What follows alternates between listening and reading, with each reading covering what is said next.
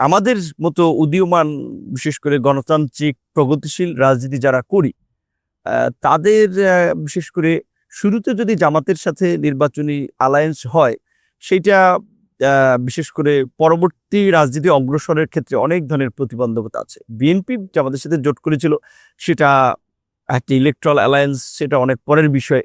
হ্যাঁ, কিন্তু আমাদের কাছে মনে হয়েছিল এটা আমাদের জন্য সঠিক সিদ্ধান্ত না। সেই বিবেচনায় আমরা জামাতের সাথে সে সময় জোটে যায়নি। আর এনসিপির বিষয়টা হচ্ছে যে এনসিপি কে কিংস পার্টি বলা হয়েছে সেই সময়, বা এনসিপি অন্তর্বর্তী সরকারের মদতপুষ্ট পার্টি। এনসিপির অনেকে সরকারের সাথে ছিলেন, এনসিপির প্রতিষ্ঠাতা বা উদ্যোক্তারা সরকারের উপদেষ্টা ছিলেন, তাদের বিরুদ্ধে অনেক অভিযোগ, ক্ষমতার অপব্যবহার সহ বিভিন্ন ধরনের। সেই সমস্ত দায় আমরা নিতে চাইনি, কারণ আমরা তো এর বিরুদ্ধে প্রতিবাদ করেছি।